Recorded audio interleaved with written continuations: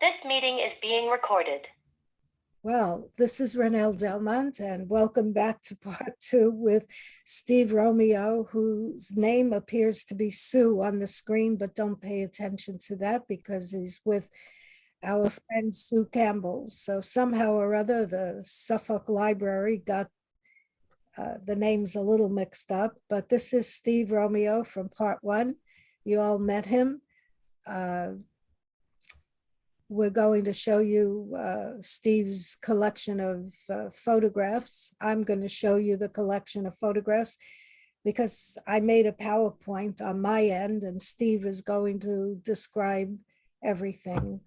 Well, not everything. You're not going to tell us there's grass on the ground and the sky is blue, but pretty much whatever you want to reveal about these photographs. Say something, Steve, so they'll see you. Hello. And Hello. Sue is next to him, but she cannot be seen. So that's why you've been renamed today. So wherever I don't remember where we left off on part one.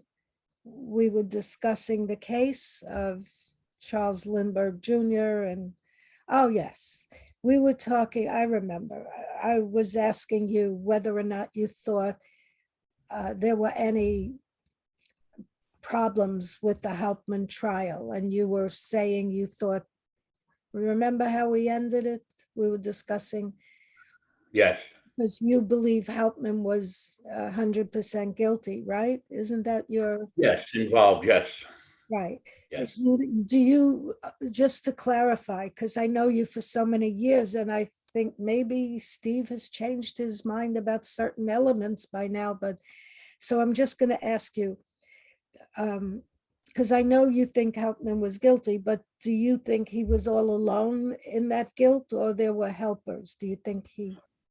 I feel he was all alone, but there's no proof either way that he had help or he didn't have help. Nobody will never know. I feel he didn't, but he might have. It's just a hard. Yeah. It's just a hard. Go They ahead. didn't find nothing then, and everything's hearsay now. I don't know who the hell would help him, Okay, because go ahead. who would help him saying the baby was alive and then taking the money? I wouldn't want to help them. Well, That was a tough thing. your theory basically is that he might have had help, but you don't believe that you don't see any reason to think that he was part of a group or a gang or Who any would? Yeah. theories. Do you have any kind of theory like that? I don't know what your theory is. I don't know. Who would want to help him if he's going to get the ransom money out of a cemetery? I mean, they could have nailed him then. He did some stupid things, kept spending the money, but nobody else was spending it. Yeah, but there were 6 people came forward. weren't lots of ransom notes discovered in banks all over the city, and they say Of course it was, but for the teller to look up every gold note, they would have to wait till the end of the shift because it's a little pamphlet. I have one. It's that big, and it takes a lot of time to look up one. and the print. So I know a lot of the gold notes went through without anybody finding them through the banks. So you're saying he was a lone wolf. He was responsible for all of it, even. You can't prove it either way, Ronell. If I say he was a lone wolf, I can't prove that he had help. No, Nobody can. But nobody ever came forward. Yeah, but I'm just trying to get at your take on everything for all the years that you've been doing this and researching and going into his attic, and we've been to the cemetery so many times over there at St. Raymond's, all of us. We've been on Richard Sloan. When you speak of Richie, I should explain that you're referring to Richard Sloan and his Bronx tours that we all went. Right. I'm sorry, I should explain that. No, but it gets confusing. So we've all done that. And so I just wonder, I never asked you what your theory was about it, if it changed in any way over 20, how long you doing this, 30 years? Did you start out thinking he was guilty in the same way that you believe today, that he did everything. Well, Ronald, this case ain't easy to study. There's so many, it's a big thing. You can't make a decision on one book or, but I made my decision because nobody ever found another person helping him. Isidore Fish. That's why I'm asking you, because if I ask anybody, everyone's got another version of what might have happened. So I just wanted to know. I think he did it alone, but I could be wrong. But we never know. We'll never know. Well, maybe we'll never know. I can't say he had help. He didn't have any help. He did it alone, because there's no proof he did or didn't. You know what I mean? It's in the middle. Yeah. Well, I feel he didn't, but I could be wrong. Well, I feel he had nothing to do with any of it, and I could be wrong. So, right. I don't think he wrote the ransom notes. I don't think he kidnapped a baby, and I don't think he made the ladder. That's everyone. That's why I asked you, but a lot of people, like Sue, probably doesn't have her own theory, or everybody's searching and looking for answers, and most people, I think, are not. They don't have a formulation in their mind because it's difficult, like you say, to prove anything. It's a difficult case to learn from the beginning, and that's why your website helped a lot of people. Because when Scaduto and Jim Fisher wrote their books, there was no websites. They had to go to the thing and dig things out. It was tougher. And Waller wrote the book, right? He didn't really interview people. Waller. A lot of people were alive. Was it Waller? 1960? He could have interviewed people who were still alive, but he never did. He just did newspaper articles, which I can't believe.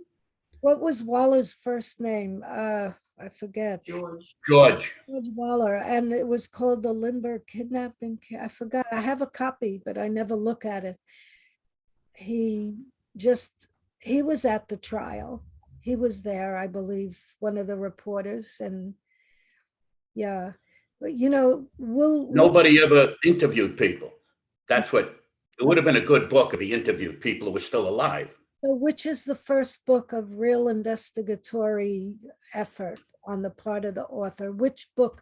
Yeah, because Waller, I believe, was just using what happened at the trial. Edward Pearson, was that his name? Wrote an article on the wood in the 50s in his paperback, and he interviewed Riley. So there's a little thing on that, but it's very interesting, that book. It did different cases. I think it was Edward Pearson. He was like an old crime writer in the 50s. And I have the paperback. What was Pearson, P-E-A-R? He did the Lizzie Borden trial. Oh. He was doing crime in the 50s, and I have his paperback, and he does something on the Lindbergh ladder, which was interesting because he talked to Riley, and so that's probably the first one I've seen. I never heard of that. That's something. Yeah. I know Carler, the wood expert, wrote his own account. Riley, well, they all wrote for Liberty magazine. They all wrote articles. And those were in the late 30s that the articles were written. Everybody involved wrote a story, including Condon. Well, let's get to your pictures. I'm going to, how do I do? Okay, share the screen. And here come, you see it? Not yet. Yeah, there's me it's Kelvin. This is wrong. Correga. Why is it coming up? That's the ladder he built, the replica. And we went to the house, and he was putting it up by where it was, the original one was. Let me go to the beginning. It's going too quick, Ronald. No, because I'm trying to get to the beginning. For some reason, the pictures started in the middle of the program. So we're going backwards. The next one will be you on the ladder. There. Okay, Steve. Oh, boy. Can you see that? It says Steve Romeo's Lindbergh something. Yes. Yeah. Yes, I'm on the ladder. There you are. That's the photograph on the cup you sent me for Christmas. I did some crazy things that year. I also got a cup from Oh, you Steve. have one too, Sue. It cracked though, I think. Yeah, she breaks everything I give her. No. All right, well, there's Steve. There's a picture of you, Sue, on the ladder. There's Sue and her son. What's your son's name? Andrew. Andrew. He And was little then. where were you standing? In front of what? Union Hotel, in front of the Union Hotel, Oh, there's a picture. across from the courthouse. Okay, so the Union Hotel, this is the And courthouse, there's the courthouse. and that's another view of it. And who are these guys? They were, When they did the play, they always hired kids to act like the kids of the 1930s that had Selling the newspaper. selling newspapers and stuff, and they would dress them up like the 30s. So they did I did a picture, I took a picture of them.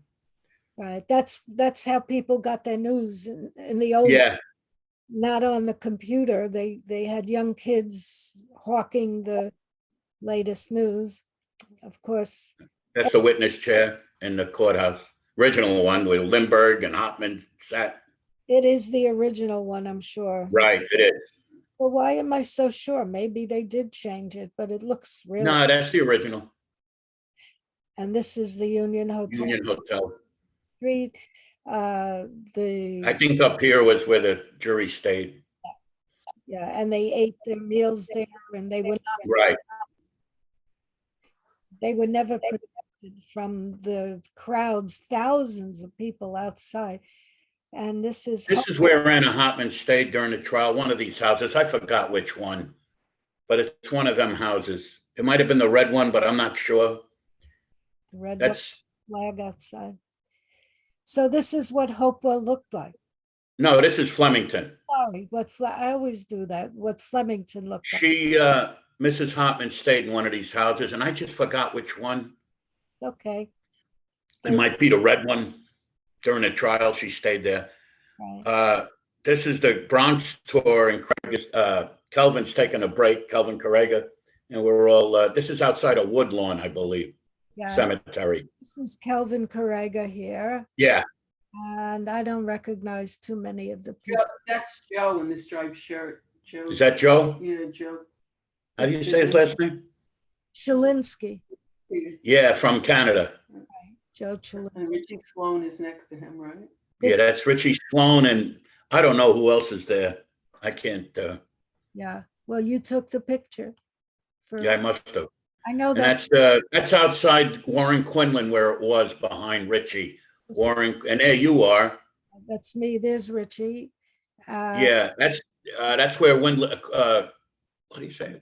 Warren Quinlan's gas station with a $10 ransom note was passed. It's now a school. School, yes. That's right, this is a schoolyard of a public school, and it used to be the Warner Quinlan gas. Yeah, gas station. And those two guys got a big chunk of the reward money because They also got death threats too. they did, really? Oh, yeah. Why would they get that? Oh, you mean after Hauptmann? Oh, I guess the guy that turned the $10 gold note, what was his name? Jesus, my mind went blank. it was, I know, I don't remember, Quinlan. It wasn't the only. No, what was the name of the guy? Lions? No, one was Line, the famous one that actually talked to Hauptmann there. Right, Well, anyway, that's where the gas station was. I think that's the first place he goes to on a tour, right. And Right. he if only, I'm not mistaken. he didn't do that every year because this is Manhattan. The gas station was in Upper Manhattan in Harlem, Yeah, I maybe the second place, I forgot. but there's nothing to see there other than, No, it's been knocked down for years. right, I think it's actually the court. This is in Hopewell, New Jersey State Village of Epileptics. That's where they thought a baby. Yeah. So that's why I took that picture. That's where it was, well, in Hopewell. did you or Sue ever go on the grounds of this place before they tore it down? Yes, we did. We took a lot of pictures. We were with Frank that time. Remember? Yeah, We took a lot. on another thing, yeah.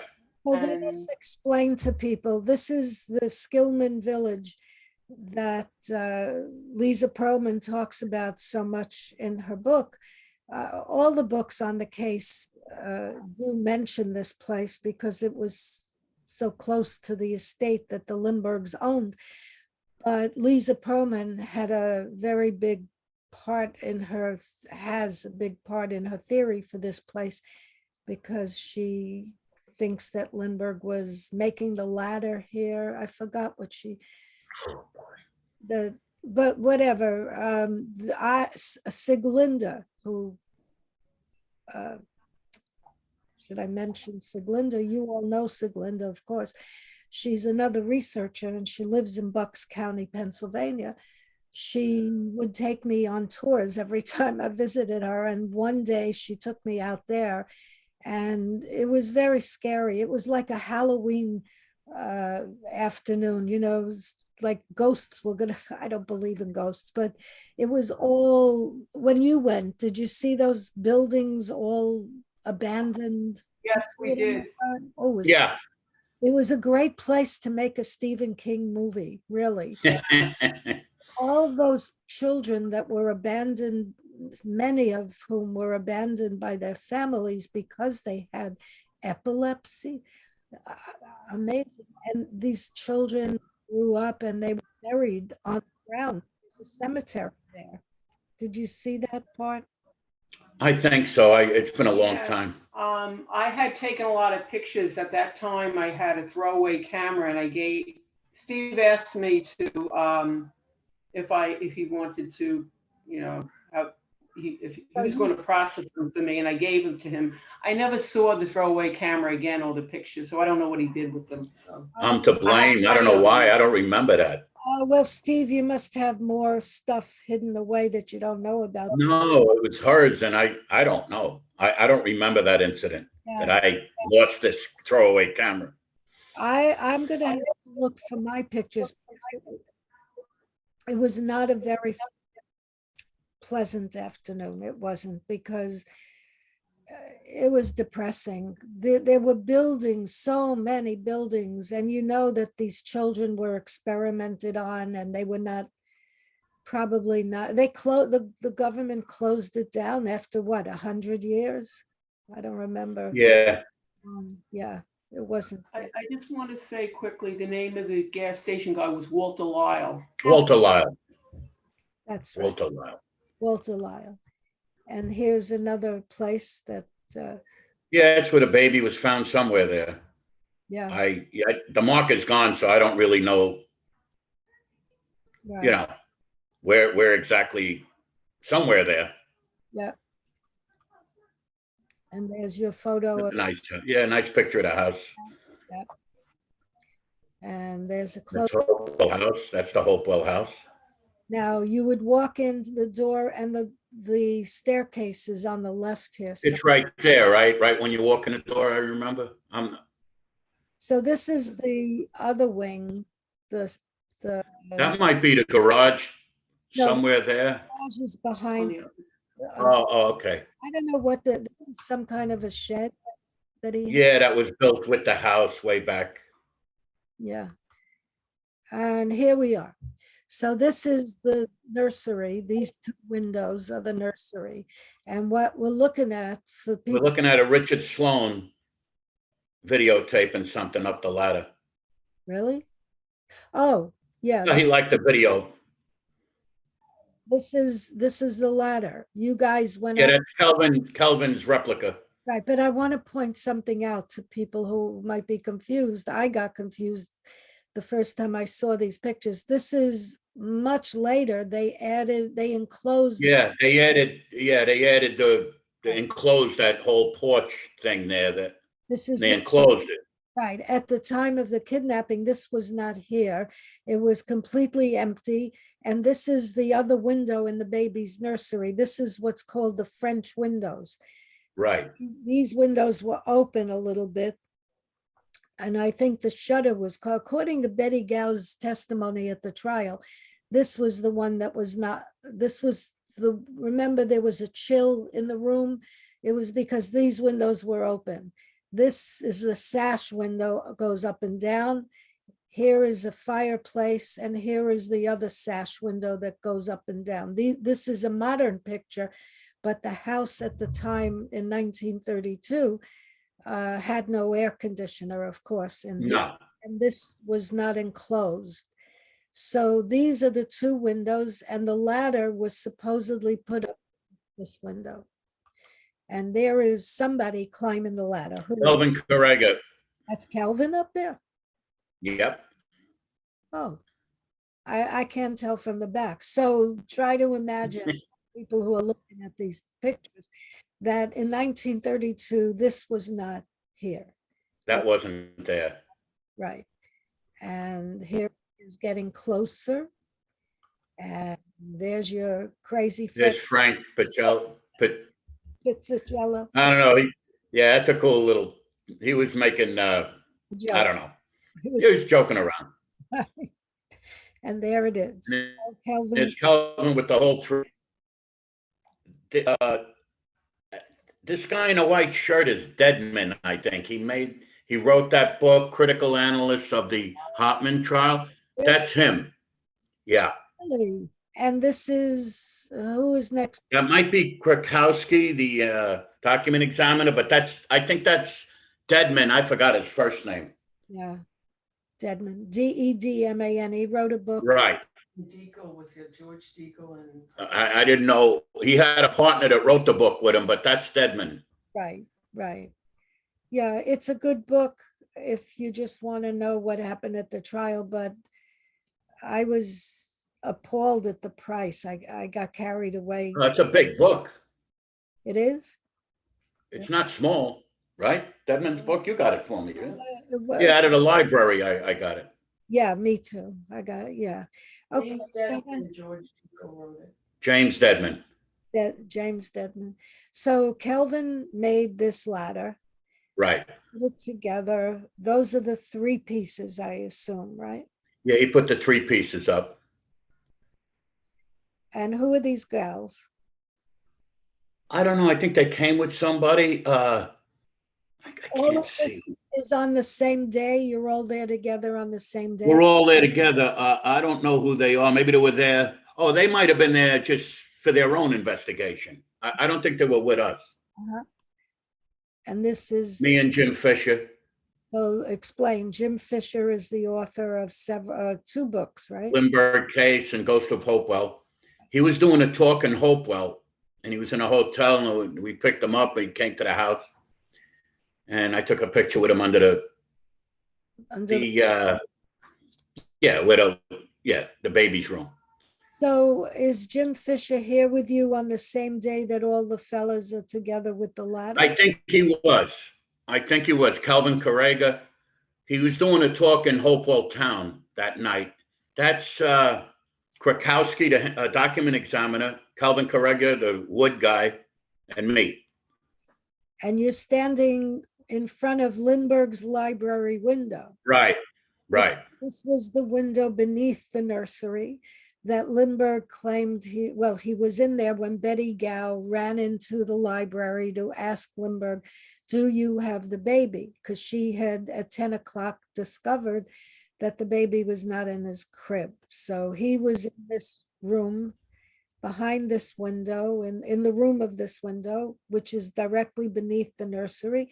So if anyone put up a ladder in the middle of the window, he should have seen it, right? If you believe the story. I don't know. It was dark out. I don't know what he could have seen. I don't know. His lights were on. Oh, true. If you're inside a lighted room and there were no curtains on any of these windows, not in any part of the house. The Lindberghs didn't put curtains up. And just to remind everybody, none of this was here. Well, this whole. When I first went to the house, none of that was there. Early 90s. Yeah, because there was a fire, and I'm not sure about what year. There was a fire at Mid 80s, the fire was. Mid-80s? Yeah, because Yeah. Jim Fisher was writing his book. He went there and he couldn't go in the house because of the fire. And they added the dormer. They added this in the 90s because when I first went, this dormer wasn't there. Really? I know. Yeah, that dormer was put in the 90s. So, but wasn't the house used for delinquent boys? Yes, it was, but the dormer you're talking that they added, Yeah.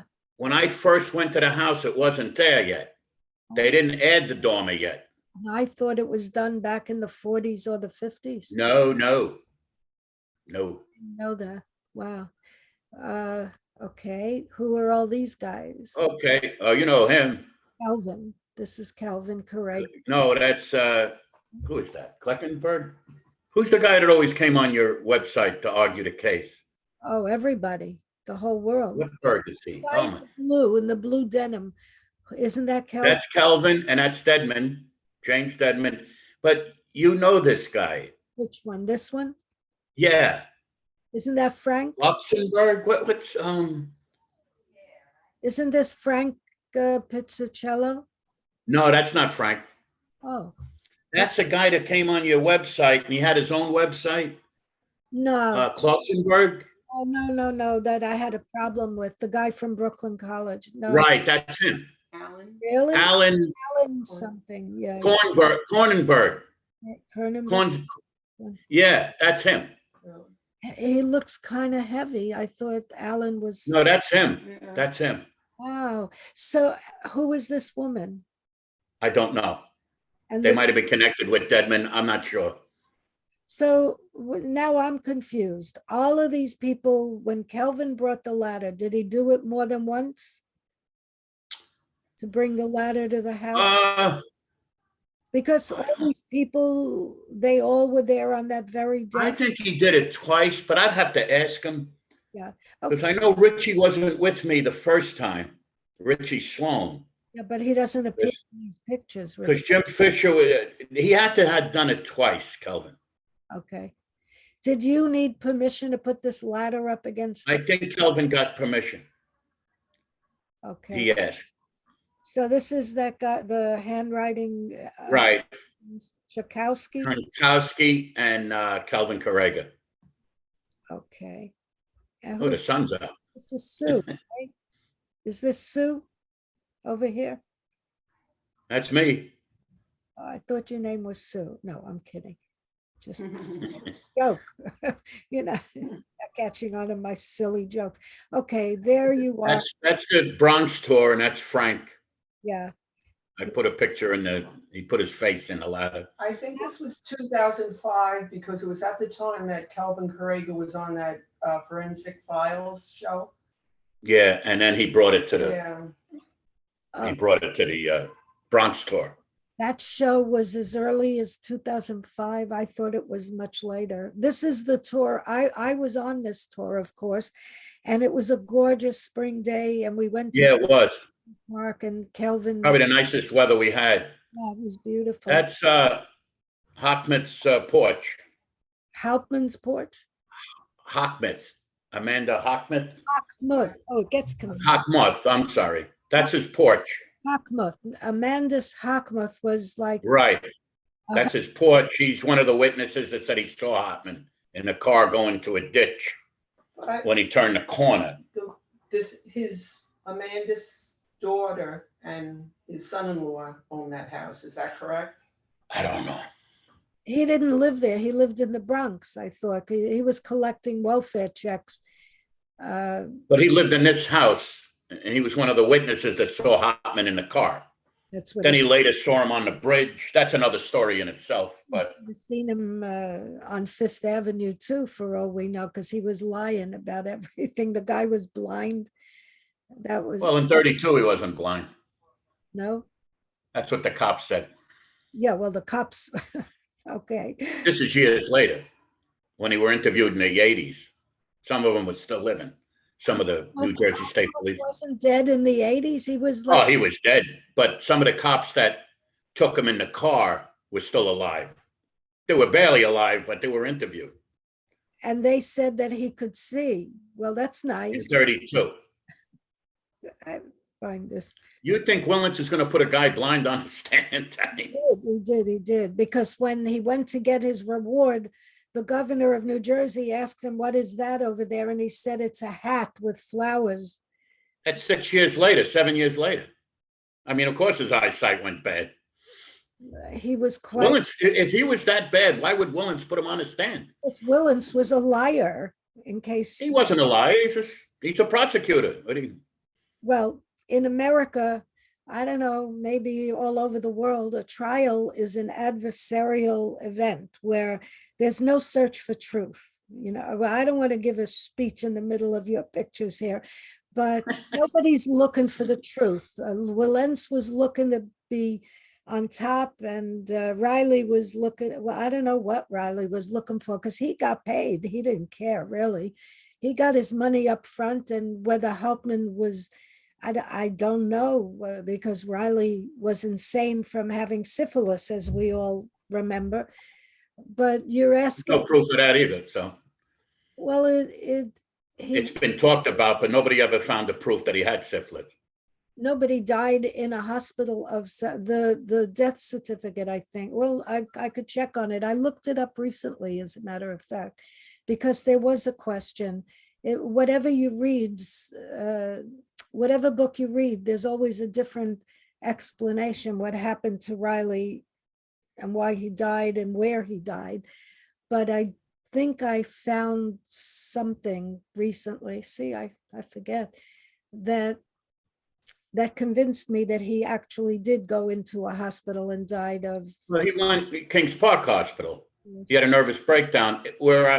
It's a couple of towns where I live, Kings Park Psychiatric Hospital. Oh, so It's in Kings Park, Long Island, and it's abandoned now. oh, But he was put there, and Leibowitz was his attorney to get him out of there. really? Imagine that, Leibowitz, the guy that, I don't the like. guy that wrote the articles on the Hauptmann trial. Right. He got him out of Kings Park Hospital. Well, then you know more than I do. What's the name of the hospital? And you couldn't find. Kings Park Psychiatric Hospital was there a long time, and it was abandoned maybe in the late 90s. He They didn't. don't have it no more. So Riley didn't. It's a building sitting there. Riley didn't die inside the hospital when he was living there. He didn't die there. He He got didn't die there because Leibowitz got him out. He died later on in the late 40s, right? In late 40s? Riley died in the late 40s. No, 46. Riley, yeah, 46. you sure of that? Well, no, she's looking it up now. I think so. Oh But well, I know Leibowitz was his attorney well, I to, don't. get him out. Yeah, but I don't have much regard for what Sam Leibowitz did to ruin Hauptmann's. It's a very disgusting thing that he did to Hauptmann. He went into. What did he do? Well, they let him go, Willens and Hoffman. Well, we're going to confuse the viewers here by talking. Okay, we'll do the pictures. Yeah, because Sam Leibowitz was quite a hero to me until I read what he participated in, what he convinced the governor of New Jersey to do, and what he convinced Fisher, C. Lloyd Fisher, to do. They allowed him to go into the cell and harass Hauptmann and bombard him with attacks, verbal attacks. You're guilty. Tell us the truth. Tell us the truth. You know what he did. Yeah. He believed Hauptmann was guilty, and he wanted to convince Hauptmann to accept the money and to at least make a confession so that So he could save his life from the electric chair. save his life from the electric chair. But Hauptmann said, "I'm not guilty," and that's that. It's an amazing thing that Hauptmann endured. Everybody torturing him mentally, emotionally, and physically, and he still would not admit that he had anything, nothing, not the ladder, not the ransom notes, none of it. He would admit to nothing. That doesn't automatically mean that he was not guilty, but if he wasn't guilty, it's remarkable because so many people confess to crimes they never committed just because the police are torturing them in one way or another, mentally or physically, and they want it to stop. And Hauptmann didn't succumb to any of that. And Sam Leibowitz was despicable, in my opinion, disgusting. And that's the guy that went on for decades. Judge. Lives of the Scottsboro boys. Okay, I'm going to shut up. What did Sue find out? No, It says he died in 1940. I think the Noel Ben book says 1946. So it's important, I guess. I don't think he died in 1940. Well, I have a few places 40, but I remember Noel Ben's book said he died in, I believe it was 46. I think he died in 46 because they put him in a psych hospital late 30s, right? I have all the information at home. I'd like to look it up again. I forgot. I think he went to a psych hospital. Yeah, he went to Kings Park. Immediately after the trial. Kings Park he went to. It was right. It was almost immediate, within a year after the trial, he was in the mental institution. Yeah, Kings Park on Long Island.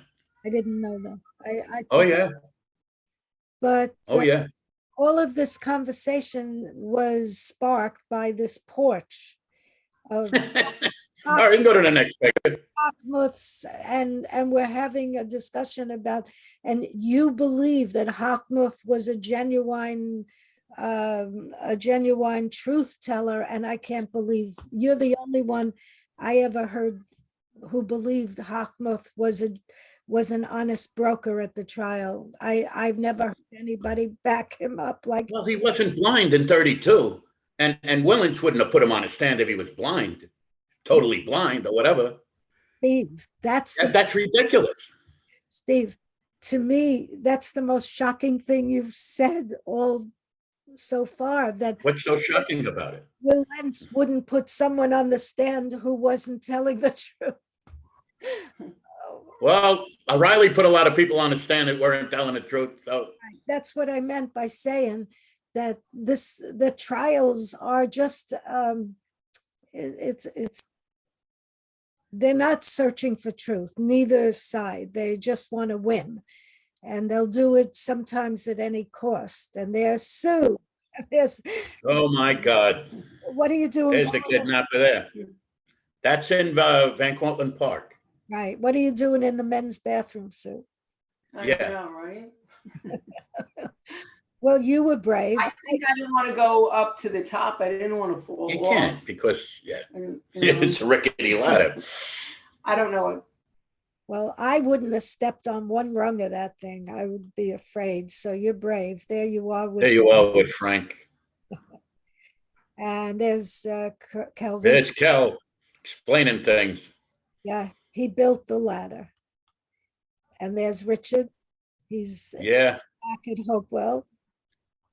And it must have been 2 times he went.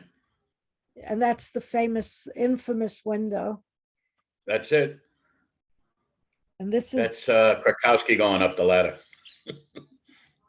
He's going up. Oh, he's up there. He's up there. He get in that room. Yeah, that's the closest I've ever seen anybody get to the window. Well, Kel did, but I didn't trust myself. Well, were they allowing you to creep through the window when you did? No, just up to the window. I guess Correga didn't want to push his luck. Yeah. Well, there's also children. Yeah, they're not going to allow. Okay, so look at this scene. He's a short guy. This is a man who's short and light. He couldn't weigh more than 150 pounds, this fellow. Oh, the document examiner. Right. In the other pictures, he looks short and yeah, he's a little guy. He's a little guy. So could he have weighed 150 pounds, 140 pounds? I don't know. Somewhere around there. He couldn't have weighed any more than that. Okay, so how did Hauptmann do this? How did Hauptmann do this? It's very doable, the ladder. You can, at his, whatever Hauptmann weighed, he could have got in.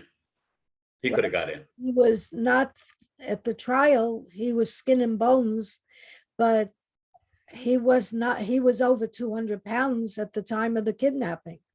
So how do we know that? Because it's recorded somewhere and I don't remember where, but he was much heavier. Well, the pictures, if you look at pictures of Hauptmann from that time, he was much heavier than at his trial because he had been in jail and he wasn't eating. He had lost like 30 pounds after they arrested him. And well, I can't argue that because you'd have to put Kel on. Kel did experiments with the ladder. He could probably tell you in more detail, but he doesn't want to come on, right? Well, Kelvin's about 6 feet. Kelvin, Yeah, Kelvin is the size of Lindbergh almost. but he could give you more details on his experimentation with this ladder Right, but than I can. okay, but here's a short guy who looks like he might be able to slither himself through that window opening.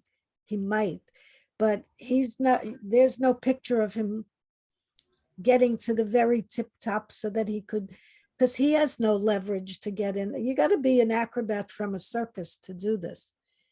And I don't think so. I think Hauptmann was pretty athletic. not like Lindbergh. Lindbergh stood on wings of airplanes upside down and walked on the wings while the plane was moving in the air.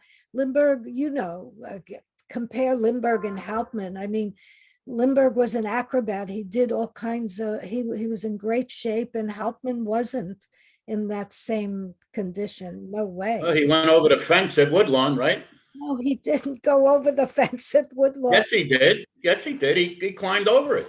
He was, he wasn't, you're talking about he was a derelict, but he was athletic too. He could have went in that window. Who went over the fence at Woodlawn? You believe that story? I don't believe Yes, I do. Okay. I'm laughing because you know how high the Because I did it when I was young on the first tour. you I did. stood on the Because I knew Hauptmann did it. wait. Let's Can't do it now.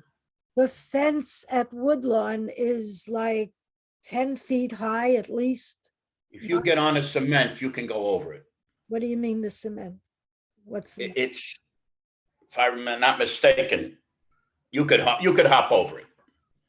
over Woodlawn or St. Which Woodlawn, No, the front gate. The front gate is 10 feet high. not the gate, the side. That's where he hopped over that fence. No. Yes, he did. Well, Jaffe said he was sitting on top of the iron gate and he jumped off when he heard the groundskeeper, that guy reel. Well, how did he get on how did he get up on the gate? That's what I'm saying, that the whole story is not believable. That's what I mean. Why would he lie about that? Well, because Jaffe made up Condon made up a lot of stories. I'm sure you don't believe all of them. No. The original story, Sue, am I wrong about this? The first night that Condon went to meet the kidnapper that they named Cemetery John, it was at Woodlawn Cemetery, and we've been there on every trip Richard Sloan made. We go to Woodlawn Cemetery. The gate is so high. The idea that anybody was sitting up there and jumped off of it is ridiculous. It's 9 or 10 feet high. Are you talking at the places Isidore Fish allegedly, they say he allegedly? No, he said he hopped over the fence. Hauptmann panicked and then he went to Van Cortlandt Park. They said he hopped over the fence. Right, but the fence, Jesus Christ.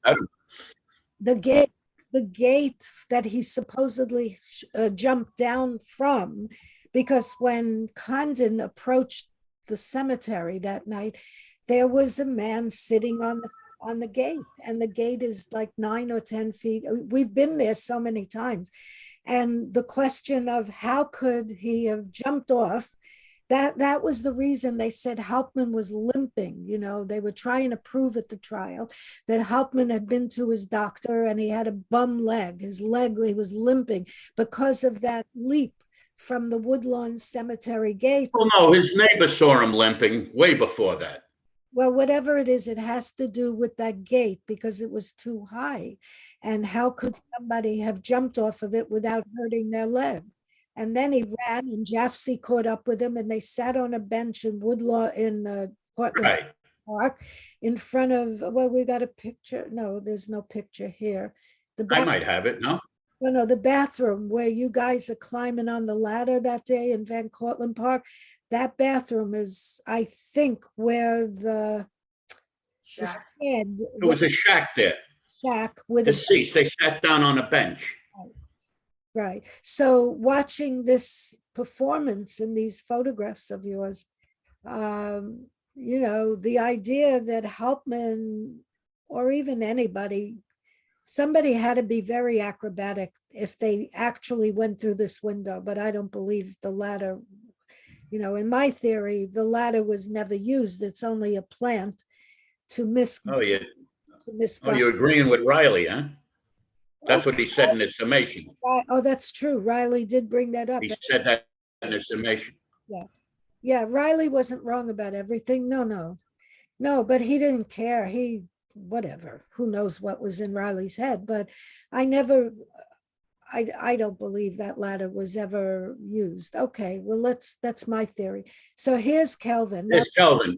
Kelvin, I have to say, as hard as I've looked at your pictures, Steve, I think in this photograph, it says a lot about this ladder, because the man who built it is trying to climb it, and he looks, to me, very frightened. This photograph, I could be But wrong. it's not close, you know, it's high up. I mean, I'd be frightened too. So look, Kelvin is almost as tall as Lindbergh, right? So he's much taller than Hauptmann. Let's put it that way. What was Hauptmann? What was his height again? 5'10" or 11 or 6? He didn't hit 6 foot, right? No, he was not 6 feet, no. But anyway, this looks like a fellow who's terrified on that tippy top of the ladder, as he should be. He should be, because this ladder, I don't know why it was built. I don't know for what reason it was built. I don't believe this ladder was ever used to get in and out of a window, but perhaps I believe Lindbergh built it, actually, in my theory, but we'll never really know. So he went to Hauptmann's house to put a piece of wood out of the attic, huh? Lindbergh, if he built the house? Well, Built the ladder? That's another story.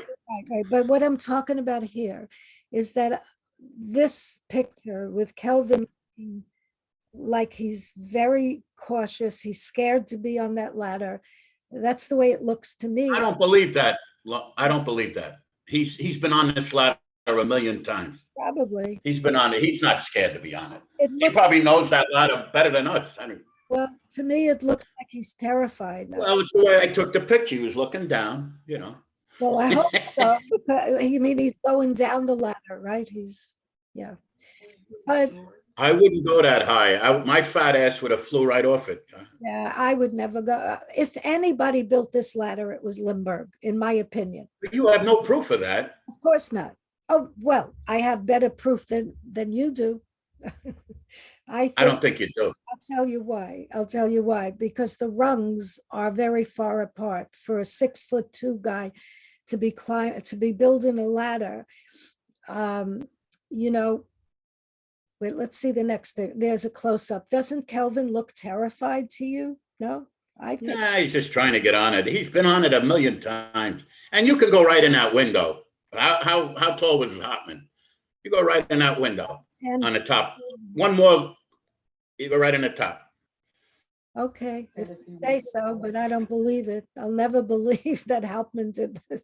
So there's the window, and there's the tippy top of the ladder. I like that picture.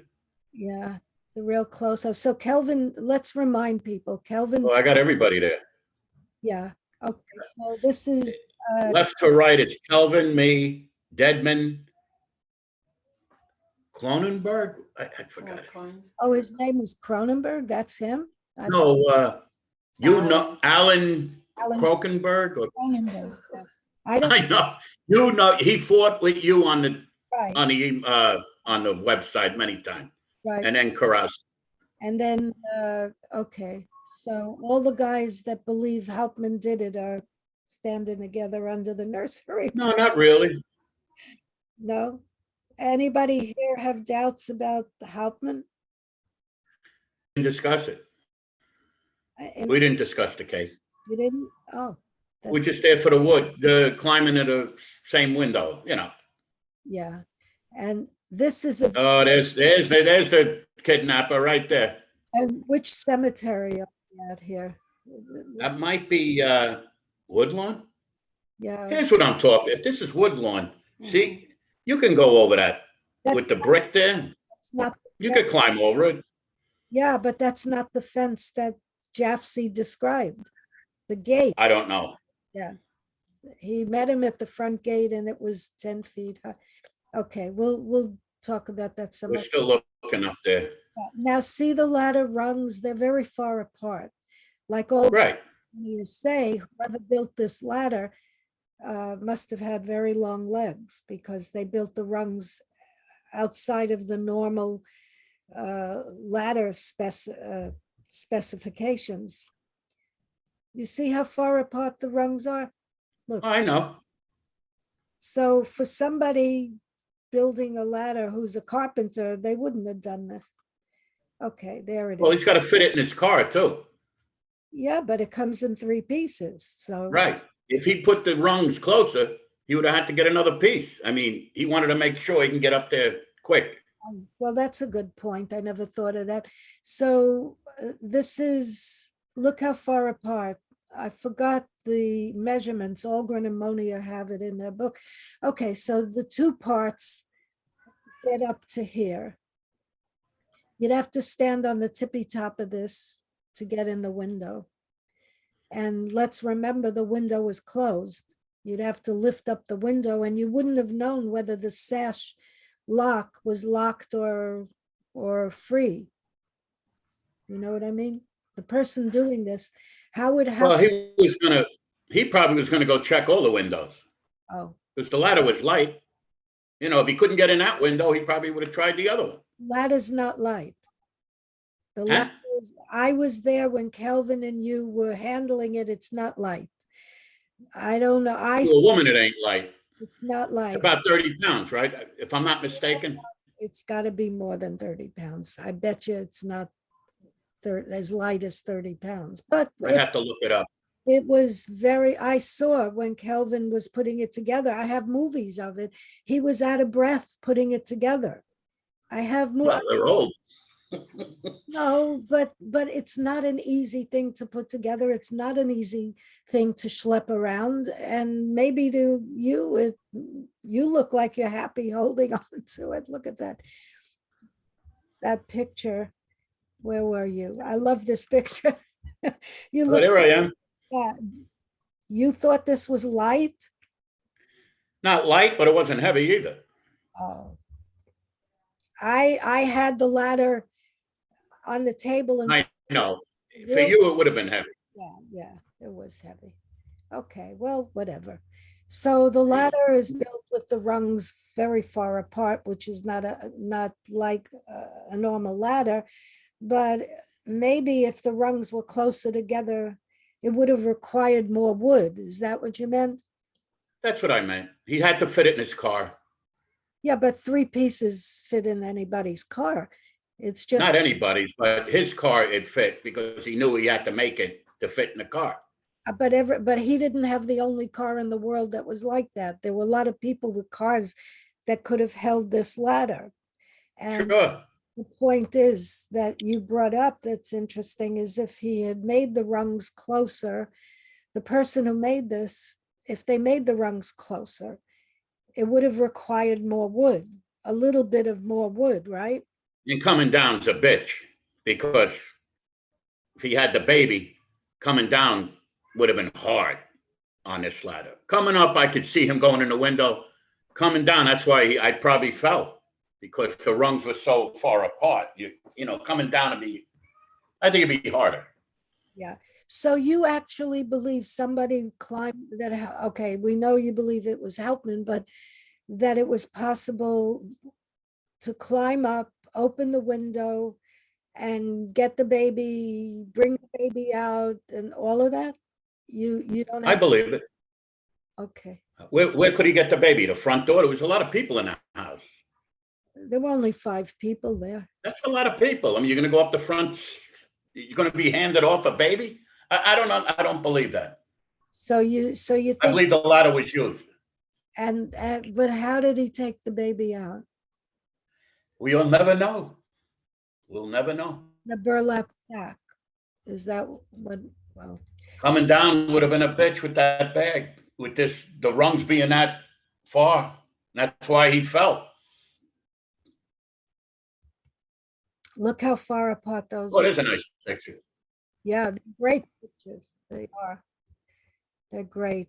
Now, Lindbergh was in this room in the library with the lights on. So Yeah, the ladder is placed here in your experiment could not have been done. If Hauptmann was trying, if if he was trying to avoid being seen, the lights are on in this room. Why would you put a ladder there in front of the window? You'd have to put it over here where it could not be seen, which means that the ladder would be over here. It wouldn't be beneath the window. So how do you explain that? That's, it is, was dark out and Hauptmann got lucky. That's what I think. okay. I don't believe the baby was handed in the front door. Who the hell are these people? I don't believe the baby. These are people that were there without us, I think. Uh-huh, They were there, visiting the site. uh-huh. Okay, so there we are again. The ladder is in view of the library window. And if you're Right, kidnapping a baby from this house, whoever you are, you can't put the ladder in front of the lower floor window. Even if the lights are not on, you wouldn't want to do that. There were no curtains on any of these windows. no, there wasn't. So this makes no sense where you've put the ladder for your experiment. Why didn't you put the ladder on? Well, maybe I'm wrong. He could have put it over here. He could have climbed in. Yeah. I forgot already. Were any of these pictures with the ladder on the side? I don't think so. Okay. The police took pictures with the original ladder there. I have them. Yeah. They're old pictures, but I have them. Yeah. Well, the police had trouble replicating this crime. I think they got a fireman to Well, climb, they didn't build a replica. They had a regular ladder. but I think they did build replicas. That's the part of the I problem. never saw one. I never saw a picture of a replica I never did until Tell built this one. Yeah, but the problem at the trial, because they didn't allow, Judge Trencher didn't allow the ladder in as evidence because it wasn't, because of the chain of custody problem. But he did allow it in evidence. Right, he allowed it in eventually, but they had taken it apart. It wasn't, there were questions about the validity of the ladder. And then he eventually gave in and allowed it. So here's my point. The ladder that you're using is an exact replica that Kelvin built, and you've put it right in a place that's very convenient to get inside the window. But in actuality, if anybody ever did climb this ladder to take the baby out, they would have had to put it on the side. So you're cheating, is what I'm saying. You're cheating. You guys are cheating. You're putting the ladder where it's more convenient. No, they're over the window. What? It's a little bit over the window. No, you don't understand. No, in order to replicate the crime, the ladder would have to be on the side because the holes in the ground were in a place to the side of the windows. Because Right. So you're cheating is what I'm saying. You don't even want to admit that. We're not cheating. We don't know exactly, you got cement there now. So you don't know how the angle was with the ladder. Look. On the bottom there. See Yeah, look that where, wasn't there then. The Yeah. sidewalk type thing. right, but So this, you really don't know where he planted it. but he didn't put it in front of the windows. The ladder was not, the holes in the ground were to the side. And you guys are making it easy on yourself to prove Hauptmann was guilty. No, we're not. Well, why? We're trying to replicate the crime. What idiot puts the ladder in front of the downstairs window while everybody's in the house and climbs up?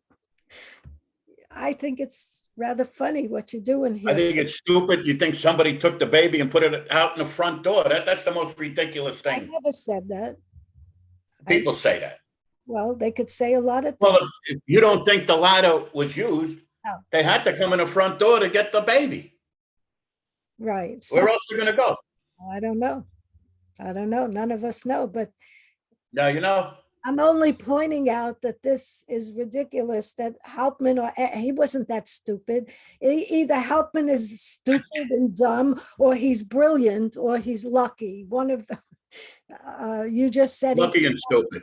he's lucky and stupid. So here we go. He got in, right? Oh no, he wasn't allowed to go in. No, we didn't push the issue. Right. I wouldn't have went up there anyway. All right, so look at him. He's balanced on the tippy top of a ladder. He And could get in. yeah, but you need two hands. If you're bringing a baby out, okay, well, That's what I mean. When he came out, he fell because the rungs are too. I thought because of the rungs and his right. design, and he fell. But then there was, and this was brought up many times, there was no indication in the mud that anything fell, or that if he had fallen with the baby, there would have been a big mush in the mud, because it was all mud. And there was no indication that a burlap sack had been thrown down or anything like that. The cops didn't preserve the grounds, I guess. So here it is. Well, What? bad police procedure was done back then. In any case, Right. they didn't. Like I said, today they would have roped the place off. You couldn't go near it. Right. Right. So look how far apart these rungs are. Look at Yeah, that. they're far. For somebody like Hauptmann, why would he? Okay. I can't.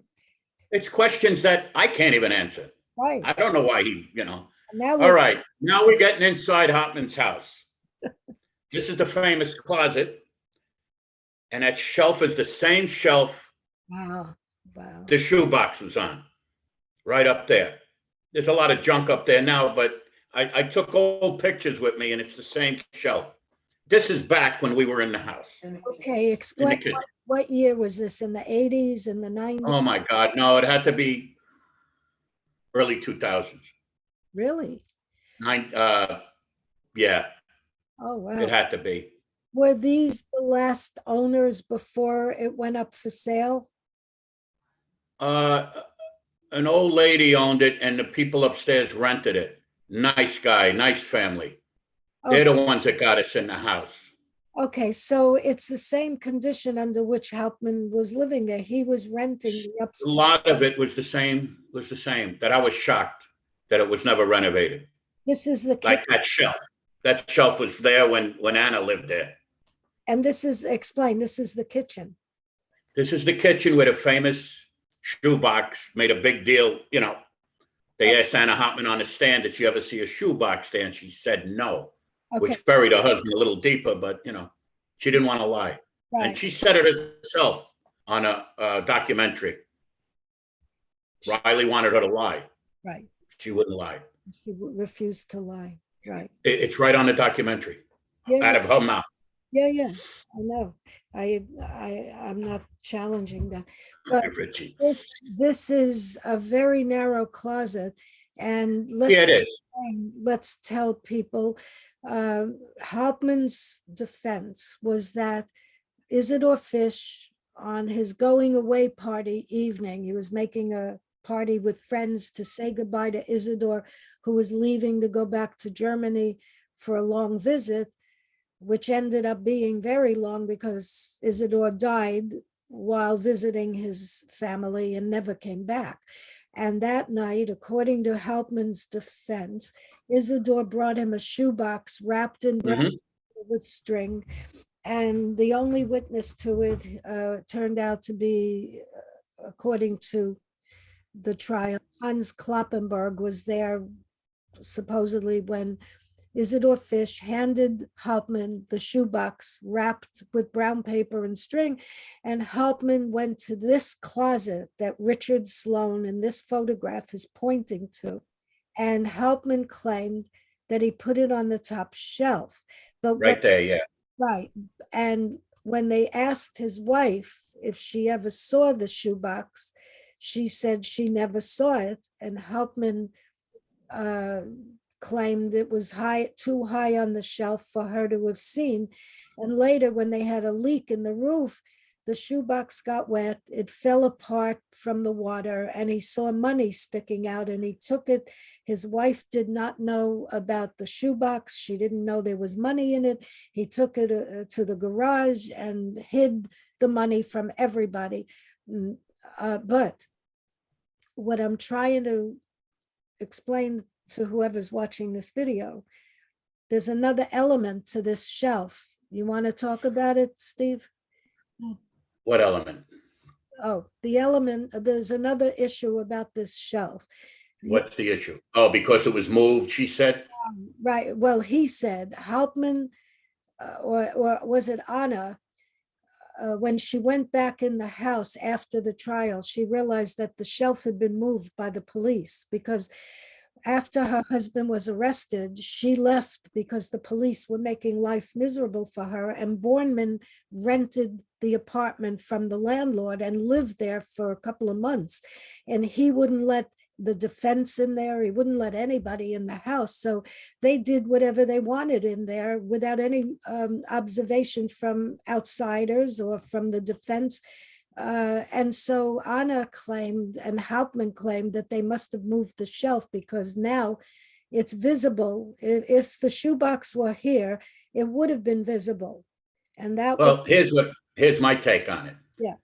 The maintenance guy rented this apartment. I went to that shelf with him. I said, was this shelf ever moved? And he looked and was never moved. Never moved. That's what he said. The maintenance. That's what he said. And he checked the back. I said, was this shelf ever moved? He said, no. Yeah. Because you could tell if a shelf is moved. Yeah, but That shelf was never moved from that spot. if it's been And I asked that question. right. Well, you asked the question 50 years after it was moved. But maybe I don't think it was moved. maybe Hauptmann was lying. I'm not a person. Well, you believe the shoebox story? I don't. That he dried it out and he There didn't even mention the money until he was confronted. are a lot of things about his story are very suspicious, and I would not be surprised if Hauptmann was lying about some of it. I just don't believe that he killed that he climbed that ladder, that he even built that ladder. I do not believe it. And I don't believe he kidnapped a baby or had anything to do with anyone who did kidnap the baby. I don't believe he knew what he was spending when he spent those notes. Oh, now that's getting, he knew what they were. Well, if you knew that you had $15,000 or whatever amount of money from the most notorious kidnap crime in history, would you not move your dwellings? Would you not move to California or Canada or? Well, wasn't he going to move? Wasn't there talk he was going to move back to Germany? No, he was going to visit Germany. Well, that's years and years ahead. His crime in Germany was coming under what do you call it? Statute of limitation, whatever it's called in German. His crime was wiped away from any punishment in a couple of years. He would have been able to visit Germany. He would never live there.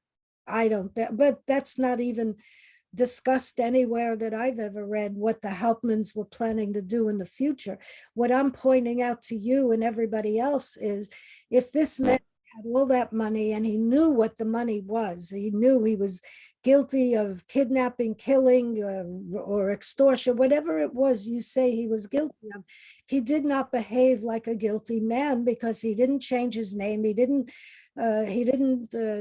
even do so much as take a haircut to look different. He didn't move from the place in which you and everyone seem to claim he built a ladder. Wouldn't you, after successfully fooling everybody within 2.5 years of the crime, wouldn't you have moved? Wouldn't you have bought yourself a nice apartment on Park Avenue? Wouldn't you? You're saying he should have done that, but he didn't do it. Exactly. He didn't do So that. why should he? Because He was spending the money and he got careless and he got caught. he didn't spend a lot of it. He spent, by the time they caught him, 2.5 years after he supposedly got the money. Well, people were spending it. I'm sorry. He was spending it Some people claim he was spending it as early as May or June. He didn't meet fish until, I think, August of that year. And, but whatever he was doing, he hardly spent, he didn't, well, at He the, spent enough of it. I He know, was trying to buy a 6-cent cabbage with a $10 gold note. I mean, give me a break. He knew what it was. but why did he park his car openly? Why did he not change his license? Why did he not? Because he thought he would never get caught. Now you're making him into a dumb idiot, which you have. He is, in some ways he was. In some ways he was. Okay, well, this is why, this is why. Get to the next picture. So, Well, there's us outside the house. Yeah. Little souvenir. I know, Richie that's not from the attic, is it? Yeah, You're kidding. from the attic. Get out of here. From the Yep. attic? Wow. One of the floorboards? Yeah, one of the boards. There's Richie in the attic. It was so hot up there. See him with all the junk? I couldn't really, Yeah. I couldn't really find where rail 16 was, but Calvin said I was near it. Well, let's explain. This is Hauptmann's attic. How many years later? 60 years later. Right. 60 years. This is what happens to an attic. It gets piled with stuff. Now, what I want to point out is this is the baby's closet, the infamous linen. No, it's not. No? They had a pull down that was built years later where you can go up the steps and go to the attic. No, you couldn't. That was closed off. And I have pictures of the closet where you had to go up. I'm wondering because you know why? The closet was narrower than this. The closet was. This is something that was built later, a stairway to go to the attic. Okay, so that's why. You know the pull down, Yeah, I have. drop down? That's what this house, somebody years later put that in. So you didn't have to go in that closet. I see. You understand? Oh, wow. When we went, we don't have to go through the closet. But imagine what it would have been. The closet was still there. I show the pictures. I'll show you. Keep clicking. This is the back of the house. What is this? Yeah, I mixed them up. Oh, no, you know what That's Condon's porch. this must be the back of Condon. I don't know what that is. Okay, this is Condon's porch. We've all been on there. We've been, all of us, a million times. Yeah, Not he when used to sit right there. But when people were living there, we didn't go on the porch. No, this is when the house was, I went in the back. I got good pictures in the back and everything. Yeah, I did too. I have pictures. This is just to let people know we didn't invade anybody's privacy by going on No, this is when the house was abandoned. There's me knocking on the door. 2974. There it is. Yeah. Now, why did they take the doors off? These are not the original door. Look at that. No, that's probably new doors. Oh, of course they are. This is an old house. It wouldn't have had doors looking like No, that. No. Wow, that's his, where he put his violins. I went in there we went in the backyard that one time. I think you were with us. yeah, it was. Yeah. Did he have two garages? It looks like two. Yeah. One was for violins and I don't know what the other one was for. Unless one was built years later, I'm not sure. So this, for people who don't know, this is John Francis Condon's house on Decatur Avenue in the Bronx. We're no longer in New Jersey. We're now in the Bronx. And this is the go-between, fellow who went to the cemetery that Steve and I were talking about. And here we are at the cemetery. This is St. Raymond's. And this is this the monument place where we were? Yeah. Okay. They put the note under the rock. Was it over here? Oh, right. The It monument. was, yeah, they rebuilt it, so it doesn't look the same. Right. I So, forgot the name of the monument place. yeah. Is this where Lindbergh was sitting in the car, though? That's what Yeah, right, that street there. somewhere along the street. Along there, yeah. Okay, so explain what this photo. Well, I think Condon walked down here to that, This, where he handed the money to the right. kidnapper. Right here, So this is, supposedly right there. now, This wasn't here then, but he handed it right there, when, the money to, when Condon came here in the dark of night, while Lindbergh was all the way back there on that other, what's that street called? Tremont Avenue? No, I don't. something like that. Lindbergh was a block away in the car, 10 o'clock at night. And John Condon, Jaffe, walked first without the money, then he went back and got the money, and he walked down this path, the cemetery. Yeah, and right about here, there was bushes. It was all bushes, like Steve. Yeah, It was all bushes. There was no fence. this was here then. The same block of cement. Yeah. If you see the old pictures, that was there then. This is It's like, yeah, this right here.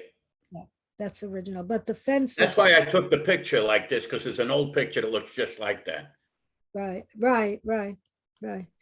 And this is. That's exactly where he, I guess right here, it was all, but they handed the money, Yeah. Condon handed the money to the kidnapper. You took these pictures years apart. Oh, yeah.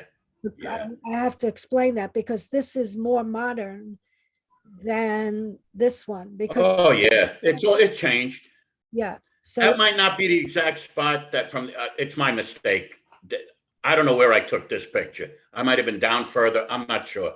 yeah, but I made a mistake. this wall may be original, but there I was, might have been inside the cemetery when I took this picture. okay.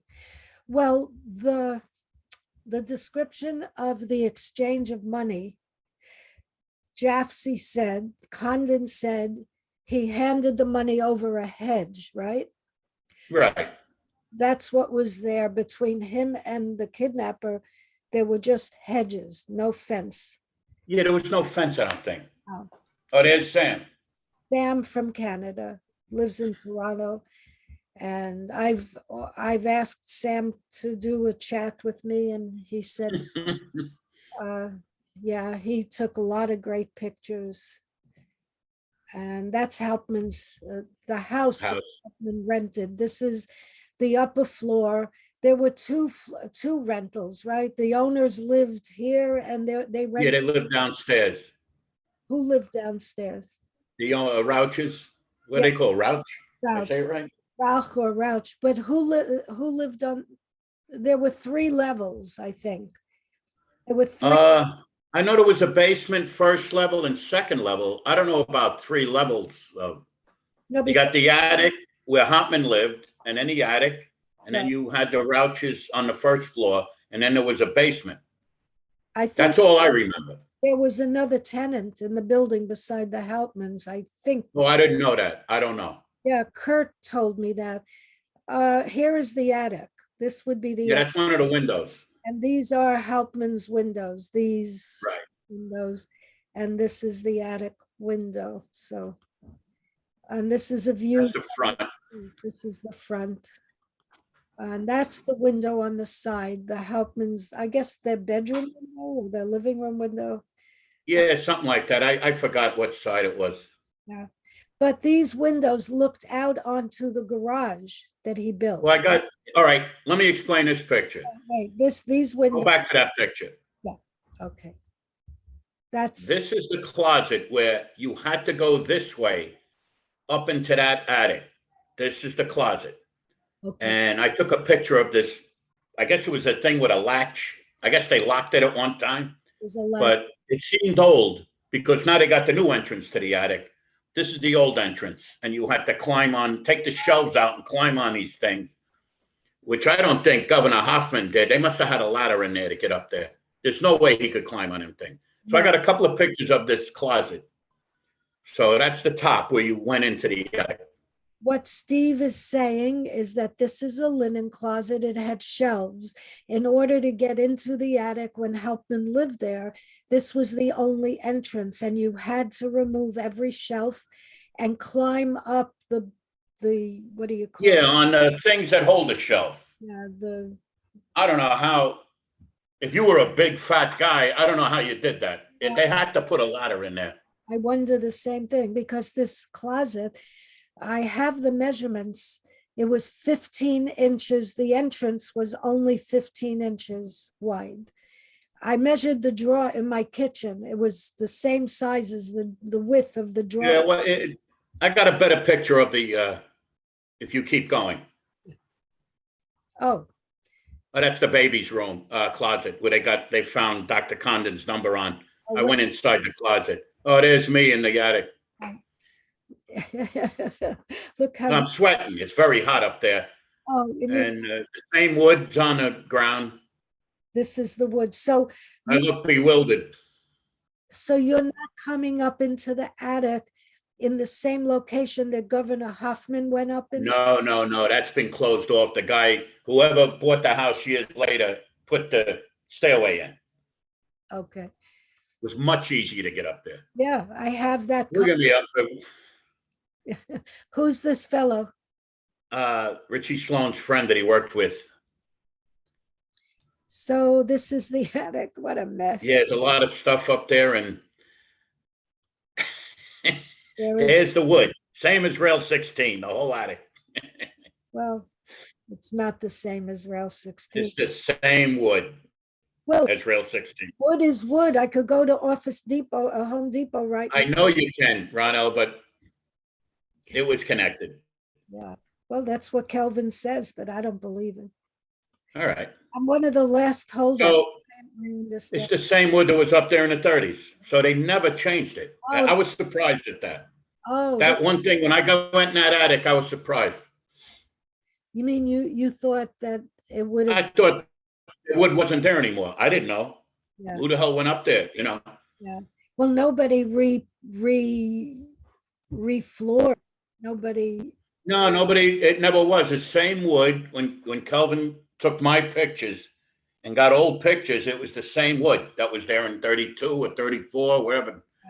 right, right. Oh, what's this?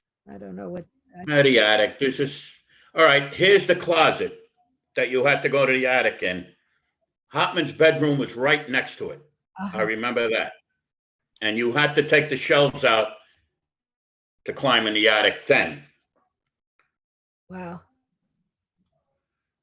And this is the That's closet the closet with the shelf, with but it closed. the box of money supposedly in it, right? That's Right. it's only about 15 inches wide. It's very narrow. There, That's all right, here's a good picture I took. Yeah. I have an actual 1934 picture of his kitchen sitting there. And they had cut it in half, but you could still see the shelf there. That's the kitchen now. Well, then. Yeah. And that's a picture of the 1934. I had it sitting on the, to compare. yeah. Yeah. And this is the bedroom one with the mirror. This is, I believe, the baby's room. I had the door closed. Mhm. This was Bruno Hauptmann's baby's room. See, it's the same wood. Oh, that's me. There's the shelf.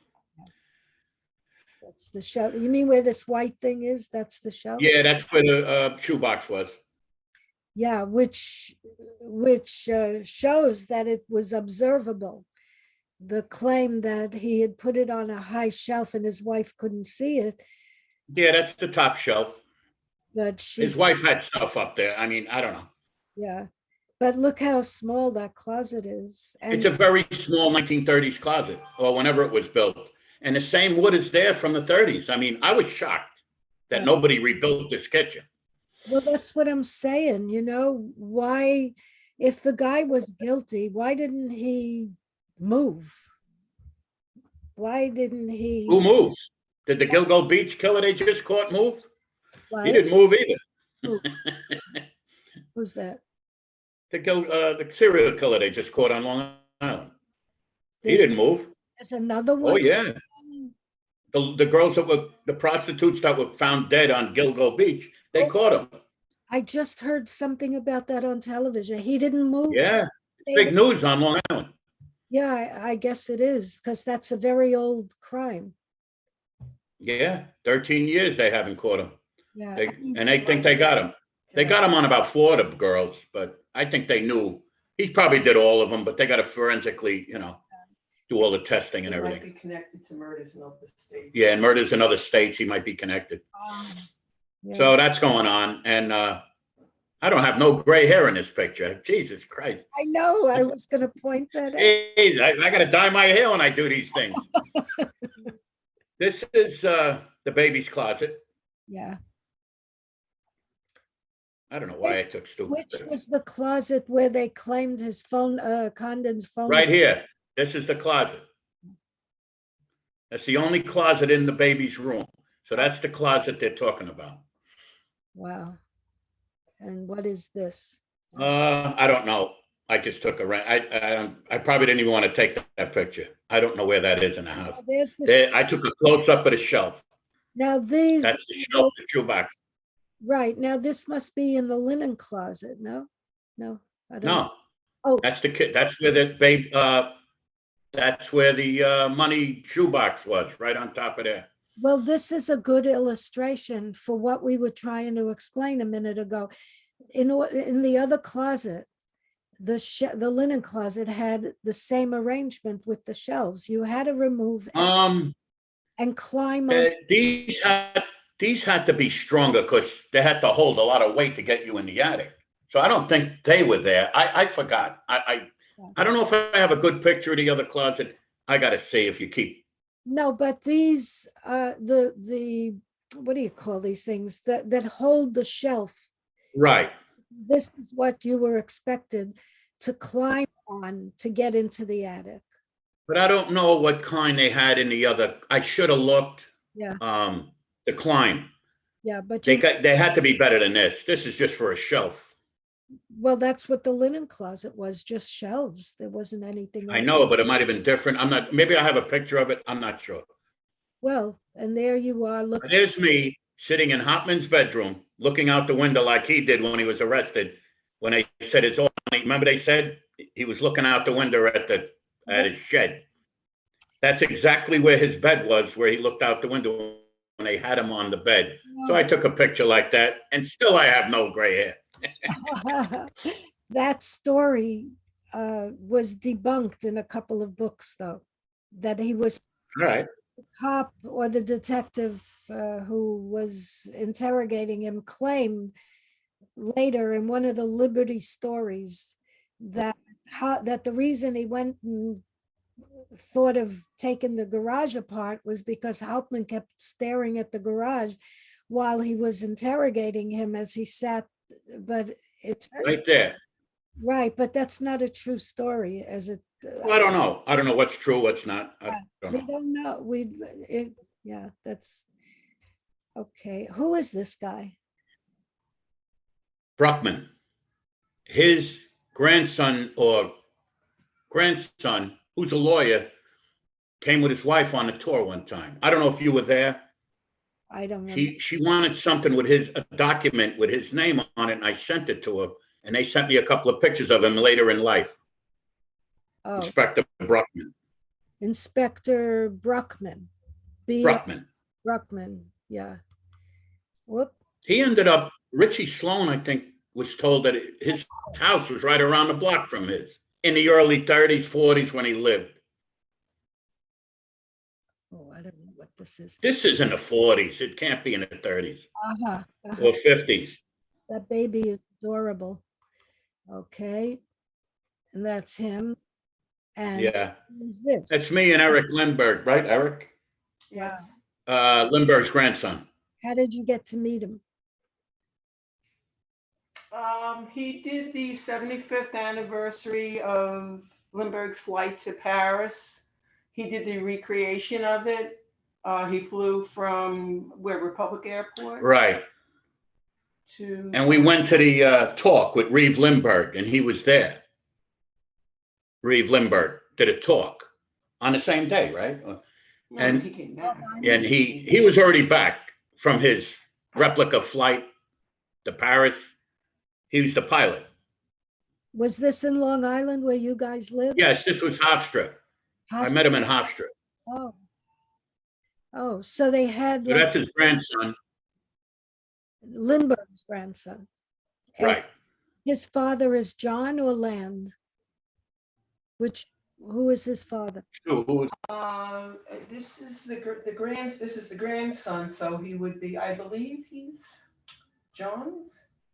It ain't Reeves' son, right? No, it's John's. John? John, I don't know which one it is. I don't know which son it is. One of them. I believe it's John. I knew at the time. So So Eric, John had 5 kids. That might have been John's son. Yeah. he flew to Paris in the St. Louis, in a plane like the St. Louis? No, Corsair, Corsar. and he was well monitored, so he didn't just go and do it, without anybody monitoring him. He was monitored. And I don't think he left from He left from Republic. Republic Airport. He On left. Long Island. Where is that? Never- It's in Farmingdale. Republic Airport. There's no airport for him to go where Lindbergh went, so he had to go to Republic. Oh, that's right. You have Fortunoff's there. Yeah. Right.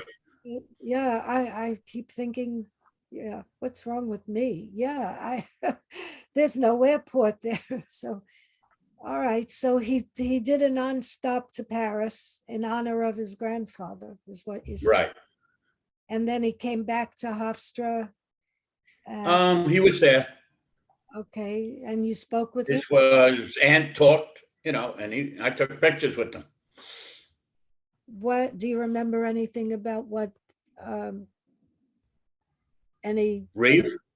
oh, she was there too, of course, but was his, Uh, there? Was John, he was a very nice guy. I remember when I was talking with him, but what did you talk about? Do you remember? I don't remember. It wasn't about the kidnapping. No. Maybe about his flight. I'm not sure. Mm, Because I know I had a wine with Reeve. There was wine afterwards to talk. I yeah. know she talked to me a little bit when we had wine, Oh, but I don't remember what It was a Landcair, Lancair aircraft. yeah, it wasn't the same plane. no, who would expect? I don't think you could fly that plane at all today, could you? I don't- Even if he had a replica, I don't think he would have done And it. I don't know, it says here, I'm looking it up on Wikipedia, it says the journey was documented by the History Channel. Yeah, there's a segment on it on the History Channel. Oh, okay. Well, I love the next picture. Oh my God, I'm Judge Trenchard. Sue, female judge. Yeah, that's Beautiful. me. It's beautiful. And this is great. You're turning gray in this picture, so don't worry. Yeah, I'm starting to go. The case has gotten me old.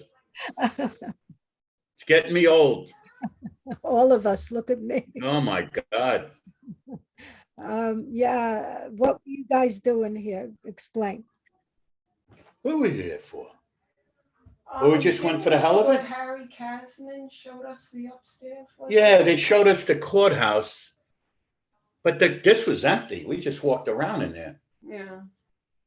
And they let, They let us play while we're in there. Harry Cosman didn't see us do this. And then we saw the, I don't think so. You had your son with you. Yes. wow. I'm gonna go gray, yeah. So explain, this is where Judge Trenchard sat. Same where he, sat during the trial. Yeah, and it's, oh, that's it. So we'll stop the share. Any picture you want me to go back to? Is that the end of the pictures? You had more, but they were duplicates. And Oh, it didn't come out good when I tried to produce. all right. That's the end of the pictures. What other stuff have you got in your treasure trove? I got stuff I forgot I had. I had bought, Montclair used to have a crime bookstore, Montclair bookstore. Yeah. And they gave me stuff they're selling on the Lindbergh Kidnapping. I bought a place card, Liberty magazine, that the stores used to put on the windows saying what Liberty magazine, what's going to be in it that month. I bought one for $40. I don't know what it's worth now. I framed it. It's a Condon something. Yeah. But, I used to buy stupid things like that. I don't know. You got a whole collection between you and Nancy Otardo. Oh, Nancy's probably got me beat. Well, Sue doesn't collect. I don't. We just want to know the truth. Sometimes I get presents from my sons. Uh, Like I have a vase of Lindbergh. Well, it's like see-through. It's like a blue, and then I have like a copper plaque of, Yeah. of him and his gear, flying gear. you A few other things. I do have a trial pass try. and a thing that tell us with all the ransom note serial numbers. It was about, it's this big. They had to use that to, if they get a gold note, to look it up to see it was a Lindbergh ransom money. So, of all the books that you've read, evidently you know about more than I do, because you mentioned something about a guy named Pearson. I never heard of that. But He didn't do a book on the Lindbergh kidnapping. Didn't he have several cases in the book? Yes, that one I got the paperback. Yeah. I can. okay, so what? He just talked about the wood. He interviewed Riley. At least he interviewed people. Right. But I've never read his other books. He's like one of the pioneer crime writers. Edward Pearson. I think so. He did a book on Lizzie Borden case, I think. A whole book on it. Yeah, I just want to bring up something that you talked about in the previous video because at the end of it, I asked you about your ideas. Obviously, you think Hauptmann did it, and you were supportive of Jim Fisher's book, of course, because you're his friend for many years. And I asked you if you doubt anything about the case, and you made a comment that so explain again, because I may have heard it wrong, that you think that most of the case is lopsided the way it's presented. Because I remember asking you, which book do you like? Did you read any book aside from Jim Fisher's that you think is worth reading? And you were saying that in your opinion, everything is very lopsided. It's all one-sided in favor of how I said that pertaining to TV shows. Oh, Like in the 90s and 2000s, they had Jim Fisher and Robert Bryant going at it on these Current Affair. I have them taped. I like to put them on DVD. Current Affair. There was another program. Well, anyway, them two would go at it if they had something on the case. So fast forward, I don't know, I'm watching TV. They got everybody on one side of the case talking. I mean, it's a better thing if you got two people. You got both sides of the case. yeah. It's more interesting. That's what I meant. Well, but I was going to say that as far as I'm concerned, that's a very good thing, because we're now questioning the jury's understanding. We're questioning like you say, would David Walentz lie? Of course he. Yes, they yes, they're out to win. They're not out for the truth. That's the way I see American justice. That's why the electric chair is a horrific thing, in my opinion. Putting someone to death on circumstantial evidence is not a good idea. Even Eleanor Roosevelt was saying that. It was a circumstantial evidence case. And so I think it's good that people are doing these documentaries on TV with the question mark. Did he do it? Maybe he was innocent. I don't know. But you seem to think that's not a good idea. I like debates. I like to see debates. You like to see, well, I don't know. I used to see them when I first got into the case. You know, What did people debated the case. Go ahead, say that again. No, go ahead. Go ahead, Rana. Oh, What were you gonna say? I just thought of it now. You must have hated me for my website when it came out. I didn't hate you. You know why? Because it was interesting, Oh, and we debated. And you could, somebody coming into the case could learn about the case faster than anybody. because you had all the stuff on your website. And I didn't just, I'm talking about, who's the guy that wrote Case I'll Never Dies? What's his name? Lloyd Gardner, I'm sure he went on there before he knew about the case. everybody. You already were on Yeah. everybody. Yeah, so did Michael. That's why I praised it. I never hated your website. And if I wanted to look something up, I'm so happy to hear that because On the discussion board, people seeing conversations about the case. right. No, my yeah. Very helpful. my website is lopsided in the sense that I'm promoting the idea that Hauptmann was innocent and that he should never have been electrocuted. That's my website is making the case. But it expanded from that.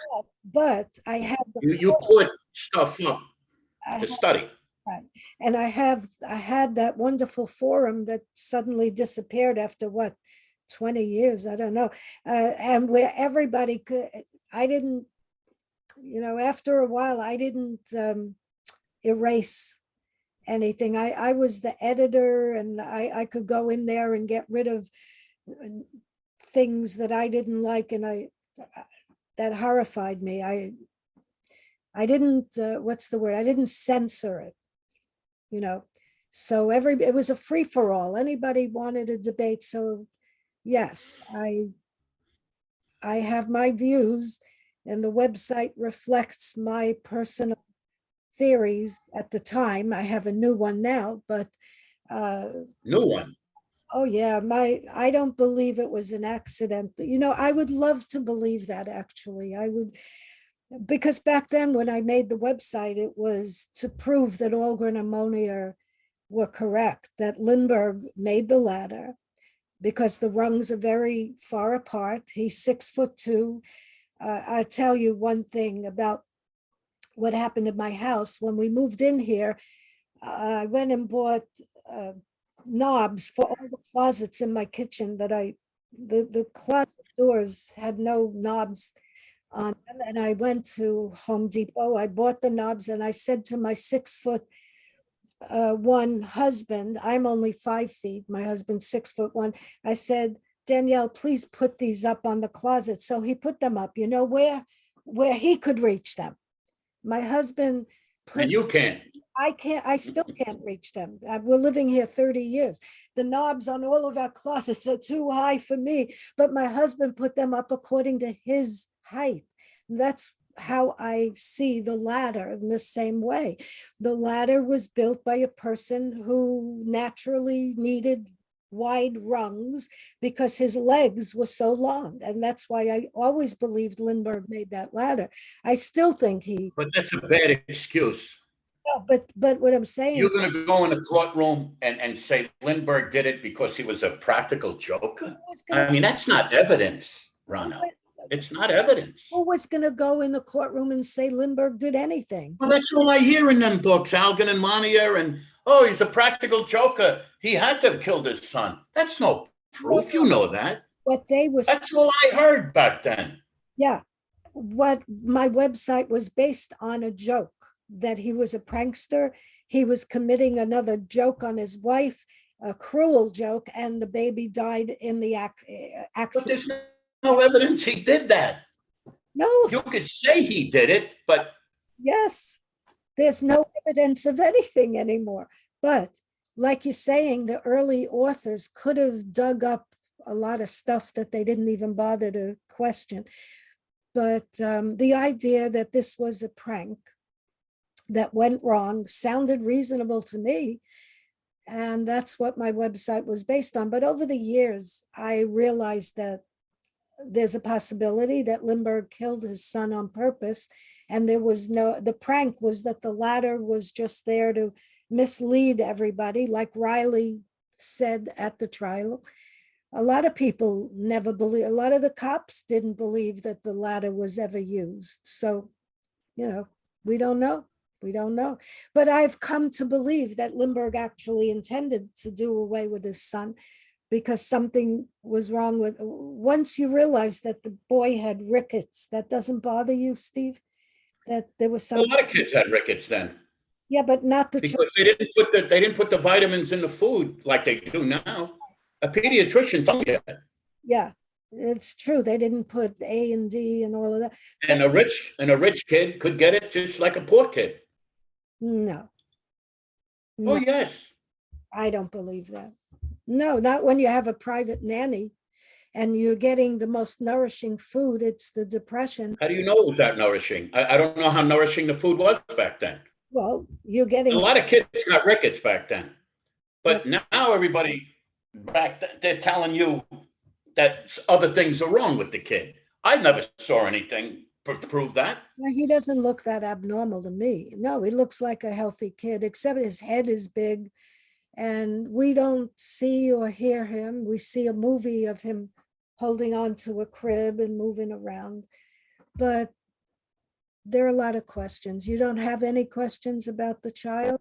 About the, Not really. I don't know, he didn't look sick to me.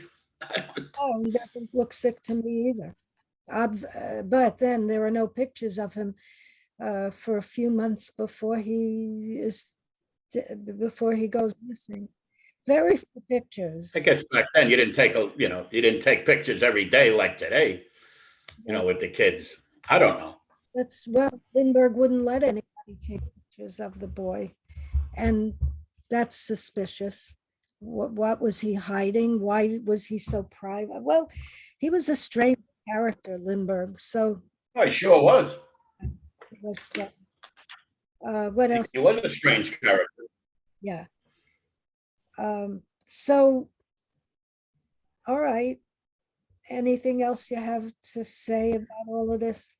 It's your, No, thank you for letting me come on. I guess this is the end of my grind, right? You want me on again? of course, you're my friend for 20-something years. We don't have to agree on anything. And I need somebody like you to put me in,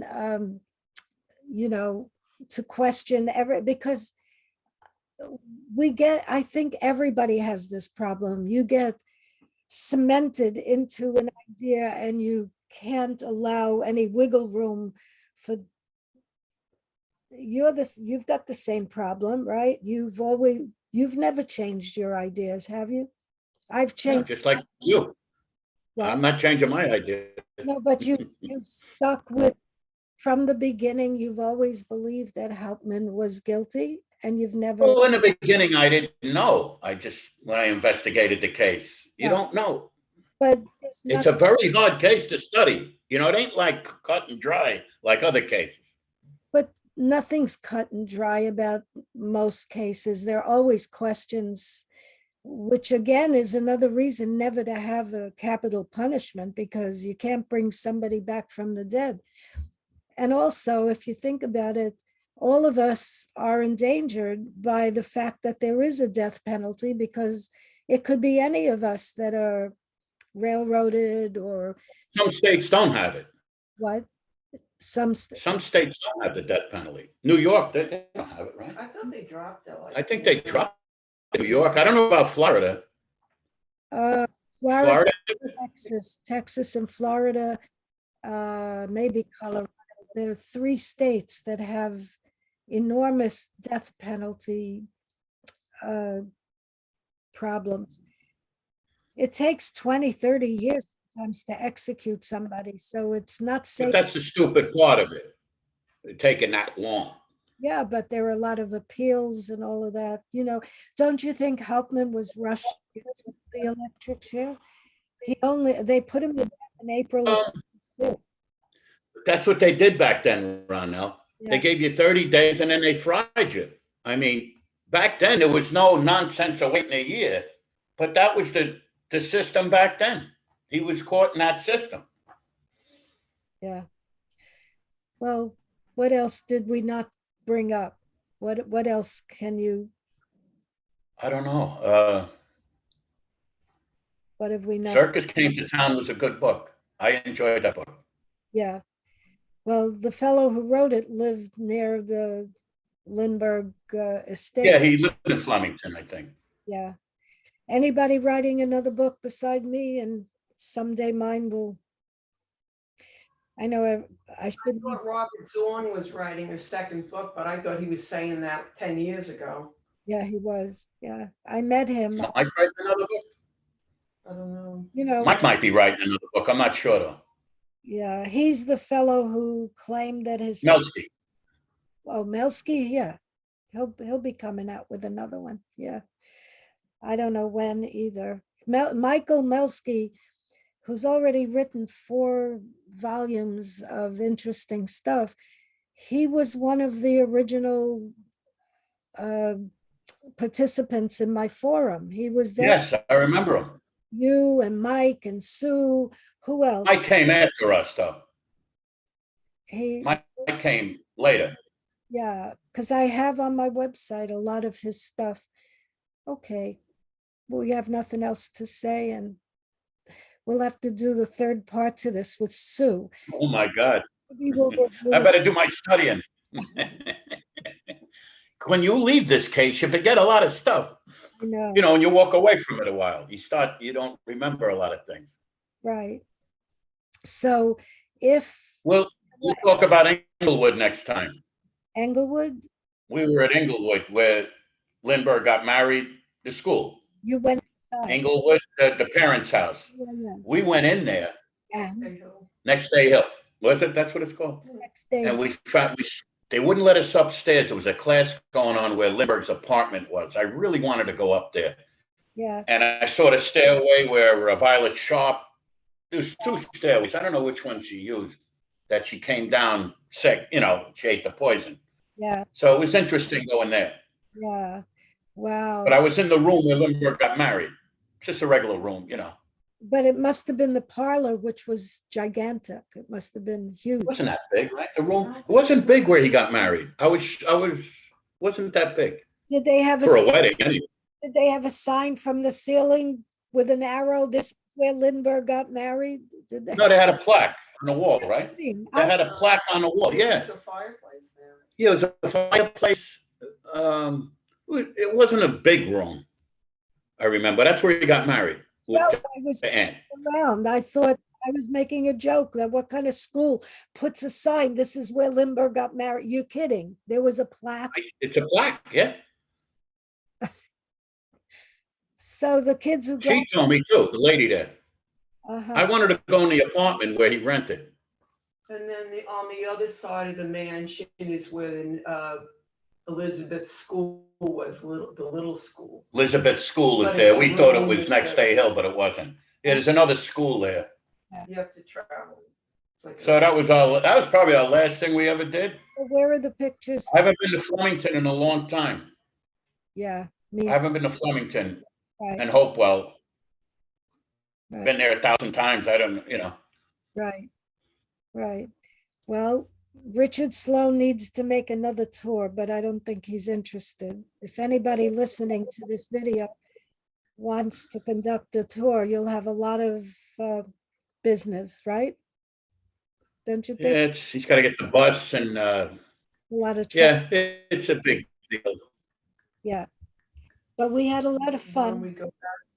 debating. All right, So thanks, Steve, for joining me, and Sue. you got it, and I'll catch you next time. Okay, thank you. Bye, guys. Bye, Ryan. Take care, Ronald. Thank you. Bye. Bye. She's getting tired. Stop recording. Wait, I have to stop the recording. Stop